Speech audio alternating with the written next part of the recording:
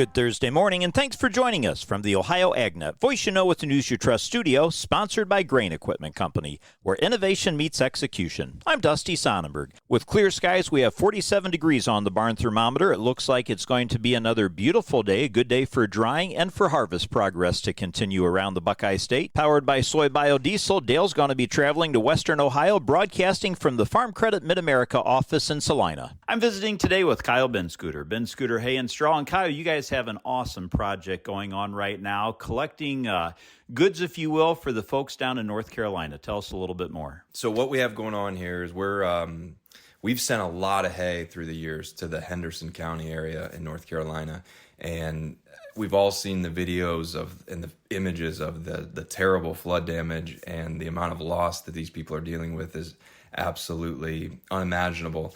So we were talking amongst ourselves and decided to use some of our space here at the farm and our equipment that we have available to see if we could get the community together and get some items needed down to North Carolina, some essential items, things like food, toilet paper, diapers, formula, water.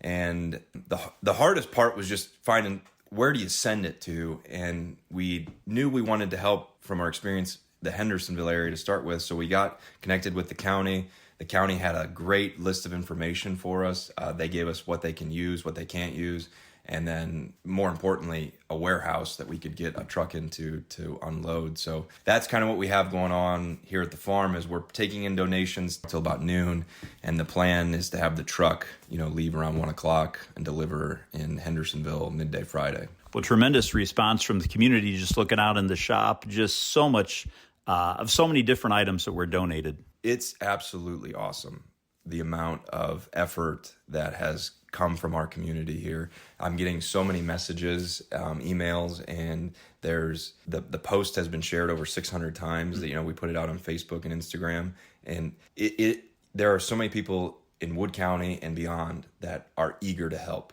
There's just an outpouring of compassion that I'm seeing here, and we were curious. I said, when I reached out to the county officials down there and we got it all set up, I said, okay, we have to do this now. And it's been immediate, the people's interest. And I think a lot of people are in the same boat of not really sure where to go to help, but they're eager. And that's so great to see in your community, people, your neighbors, your friends that just have an eagerness to help. Great to see a grassroots project like this really take roots and take off again.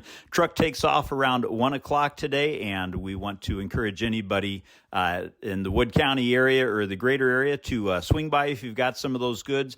Benscooter Hay and Straw, and you can look up their post on Facebook for all the items that are there. Kyle, thanks so much for your work. Thank you so much for coming out. We appreciate you. It's time now for a weekly update from the Ohio Soybean Council. I'm visiting today with Chad Warner. He's a farmer in Darke County, also a member of the Ohio Soybean Board. Chad, you've been doing quite a bit of traveling. I want to talk a little bit about the World Initiative for Soy and Human Health. A lot of what we've talked about has been selling soy for livestock production, which then goes to feed humans. But as we take a look at some of the different projects of WISH, what have you found the most interesting as you've been exposed to it? Well, I think the most interesting thing and the biggest impact that we've seen is teaching other folks around the world how to be more proficient in aquaculture. And then in return, there's a huge portion of aquaculture food is made from soy, and showing them teaching them how to raise fish in a more productive manner, and then taking them back to their communities and growing from there has been the biggest impact of the different projects that we've done through WISH. That's a really neat concept, sort of working with the customer of your customer, helping them do a better job at their core business so that they have more of a demand for the soy product. Does it seem to be getting traction at the different programs that you've been to? Yeah, WISH is the beginning stages where we go into the most undeveloped countries and start that groundwork. And we've seen great success in Cambodia. We also our biggest focus right now is probably in Africa, in a couple different regions in Africa. That's making the biggest impact, it seems like. And probably really important to remind farmers that all this is only possible through funding from the Soybean Checkoff. Without that, these activities really wouldn't be able to happen. Yep, That's correct. Again, my guest today is Chad Warner. He's a farmer in Darke County, also a member of the Ohio Soybean Council. Chad, thanks so much for your time today. Thank you. And today's update brought to you by the Ohio Soybean Council and your soybean checkoff. Let's take a look now at your Thursday weather forecast brought to us by Seed Consultants. Simply better performance online at seedconsultants.com. Sunny, warm, and dry for the rest of this week. I'm Chief Meteorologist Ryan Martin. Let's take a look at your forecast update. We're splitting the next 10 days up into two distinct pieces. We've got now through midday Sunday where we are sunny, we are dry, and we're going to try and get back into the fields. You're going to do it faster in the northwestern parts of the state than farther south, but you get the idea. We're all going to be able to get back at it. Good dry down, good evaporation should be a good setup. Overnight Sunday night into Monday, a weather system that's bringing rain to Wisconsin and Michigan actually throws its frontal boundary down into parts of central to eastern Ohio, and what that does is trigger a few scattered showers. I don't think we see anything west, central, northwest, but I'm going to say a quarter to 3/4 of an inch of central and eastern parts of the state. It's gone by Monday afternoon, and then we go right back to dry weather Monday afternoon through next Saturday. Temperatures a little bit cool to start behind that front for Monday afternoon into Tuesday, but then we are sunny, warm, and dry Wednesday forward. I think that means we get right back to harvest pretty doggone quickly, even in areas that do see a little bit of that moisture. So in my mind, it's an almost wide open harvest window. If that frontal boundary for Sunday night, early Monday dissipates a little bit more, it's definitely going to do nothing but help our harvest scenario. That's a look at your forecast update. I'm Chief Meteorologist Ryan Martin. Thanks, Ryan. Taking a look at your agricultural headlines, the U.S. EPA recently announced new measures designed to protect threatened and endangered species from the effects of insecticides. In this case, it was chlorpyrifos. Chlorpyrifos is more commonly known as Lorsban or Dursban, and the measure announced includes additional product labels that contain additional protections and direct pesticide applicators. To consult the EPA's Bulletin Live 2, that's their sort of section on a website, accesses the endangered species protection bulletins and identifies pesticide use limitation areas.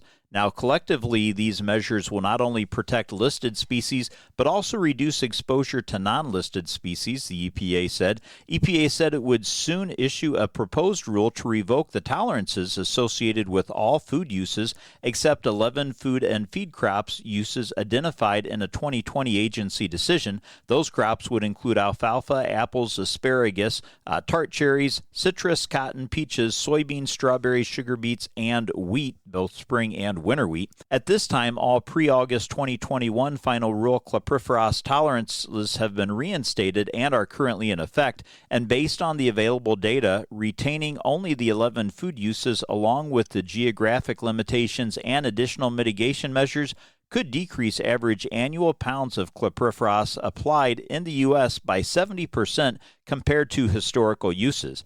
Now, this product, again, is an organophosphate insecticide commonly used on agricultural crops and non-food sites such as ornamental plants and nurseries, golf course turf, or wood treatment. The mitigation of chlorpyrifos includes restrictions on when to apply on tank mixing and use limitations related to both runoff and drift, as well as wind speed restrictions. All registrants have submitted these product labeling amendments to the EPA, as well as amendments describing how to report ecological incidents associated with the pesticide applications, if any should be observed. Again, we're talking about two common products here, Lorsban, Dursban, also known as Warhawk, Pilot, Erase, Govern, Hatchet, Whirlwind. There's a number of different, maybe less commonly known names for this particular insecticide.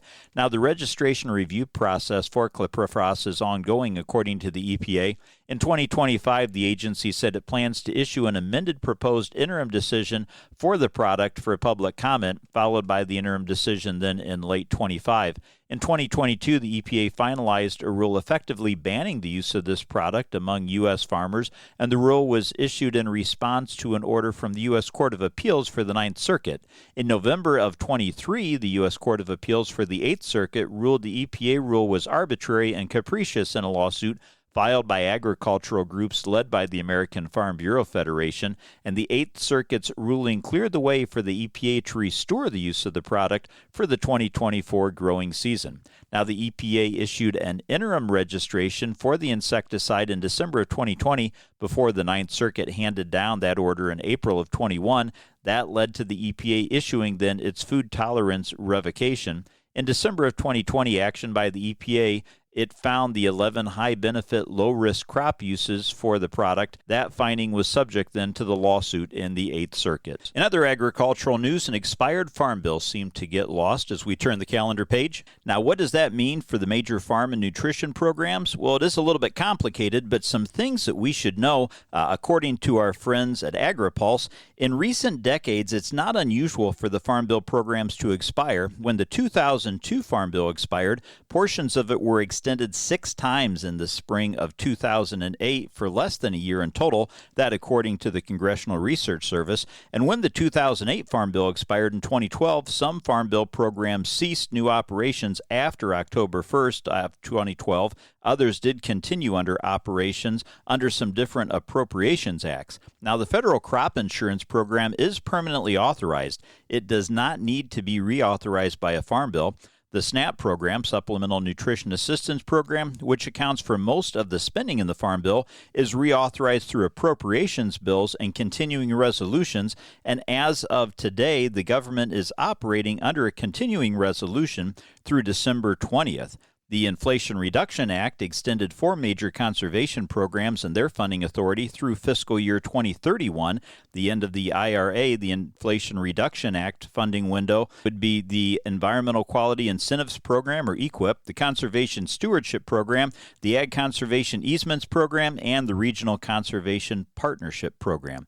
The CRP, the Conservation Reserve Program, was not extended to 2031, so its authority expired back on Monday. The same is true for some programs, including the Healthy Forest Restoration Program and Watershed Rehabilitation Programs.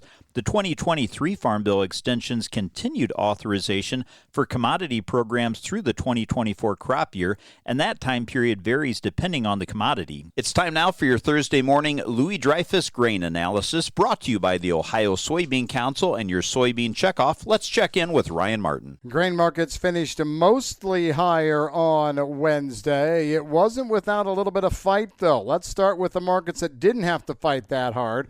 Corn and wheat. Wheat up double digits, anywhere from 13 to 22 cents, depending on which market you were looking at. Corn up anywhere from 1 to 4, and the soybean market finished steady to only down 1 1/4. That felt like it was kind of a win overall, just given how the market traded through a large chunk of the day. We finished near the highs as we finished off ever so slightly. Wheat and corn scored new rally highs, and most of that was due to the EU Commission proposal to delay deforestation regulations by 12 months. That's been the catalyst for trimming of soy crush margins. EU's Parliament has the final say with respect to the EUDR implementation, but there's no doubt been a sizable pushback from the processing community there. We're also hearing that soaking rain is in the forecast in key areas of Argentina upcoming next week, which adds to a projected expansion of Argentine soy planted area. Wheat supply issues are numerous. Lingering dryness is present in South Australia, parts of Western Australia, abnormally hot and dry conditions in eastern Ukraine and Russia. We're also seeing chilly temps in parts of Australia.